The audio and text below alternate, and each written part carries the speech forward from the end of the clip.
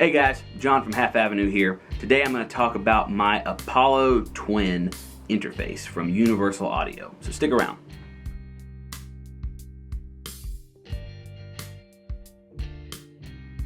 Okay, so I've been working with my Apollo Twin for about a year and a half now, and I absolutely love it. Before that I was working with a number of different interfaces. I've had Presonus, Tascam, I've had M-Audio, I've had the Behringer Euphoria series with the Midas preamps in it. By a long shot, this has been the best interface I've ever owned and possibly the best purchase for my studio.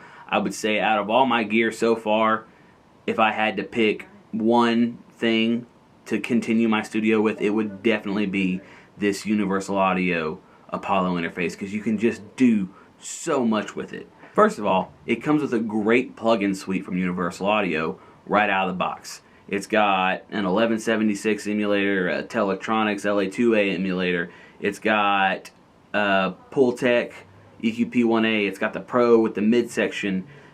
Just a number of them. I think it comes with 14 really great plugins right off the bat. Another great thing about it is it has RAM and processing, a dual-core processor built into that. So when you're running Universal Audio plugins, it's not bogging down your computer. It's all running through the Apollo. So you can run even more plugins, your stock plugins, say from Logic or any other third-party plugins, and you won't be bogged down by the Universal Audio ones. Another thing that got me really excited about this interface and what made me buy it was when Universal Audio introduced their unison preamping. Now, I don't understand all the actual physical things that happen within the preamps when you do this, but I know a little bit. So what the unison preamping means is that when you select a plugin, such as like a Universal Audio 610, it actually alters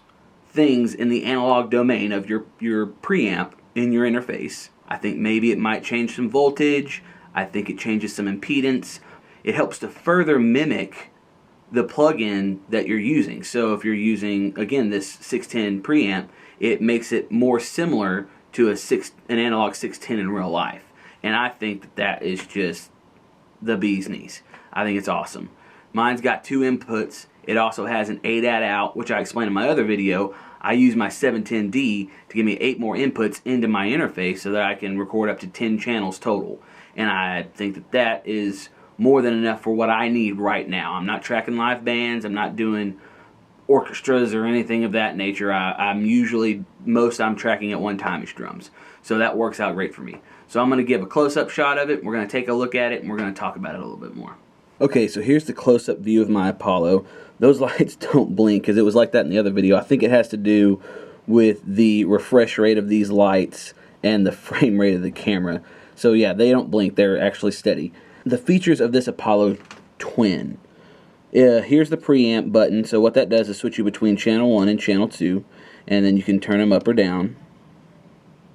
They light up orange if you're using the unison preamping option, and if not, they're just regular green.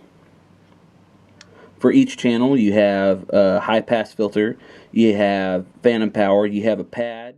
Okay, so at this point in the recording process, I got a phone call and forgot my place and forgot to talk about the other 2 features right there. The other one is a phase inversion, and then that's a channel link to put the 2 channels together. Now, on the other part of the bottom row of LEDs that didn't light up, underneath input, there's the talkback mic, which is very convenient.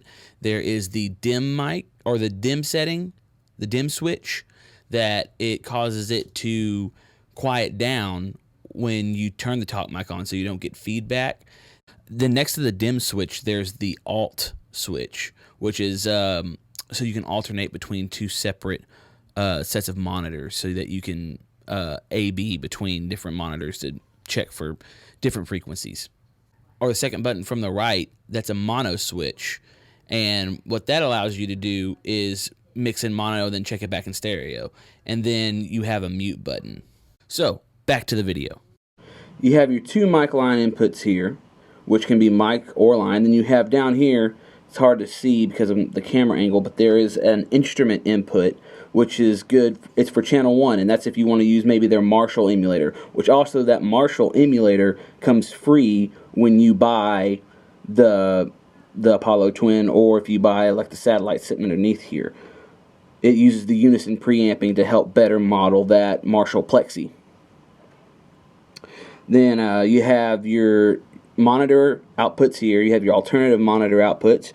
You have your Thunderbolt out. You have that's your power underneath the Thunderbolt, and then your ADAT out, which is running to my 4710D. And this is really just an awesome piece of equipment. And again, like I said, with the onboard processing and the onboard RAM, it really opened up my ability to mix and record higher quality audio using more plugins, and just upping my game in my studio. So this is my desert island piece of equipment. Hope you enjoyed my video over my Universal Audio Apollo Twin. I hope it helped you. Maybe it helped you decide if you want one, or maybe you don't want one, one way or the other. But I think, again, that this was a great purchase. It really, really took my studio to another level. It allowed me to do things that I didn't think I'd be able to do, and it gave me a feeling of professionalism, and it gave my studio professionalism sound that I was unparalleled before I had it. It is a little pricey, but I really, really think it's worth the money for a home studio or a small studio, and even larger ones, because you can expand upon it, and that can be your desk controller, and you can run Apollo 8s or 16s or whatever else in conjunction with that. Thanks for watching my video. If you could like it, if you liked it, I'm going to put all my links to my social media down there, to Katie's social media and to Half Avenue social media. We all got Instagram, Facebook, and Twitter. You can go like Katie's YouTube page. You can go like Half Avenue's YouTube page. I don't know if that was the right sides. I can't remember which sides to put them on. And thanks for watching, and we'll see you next time.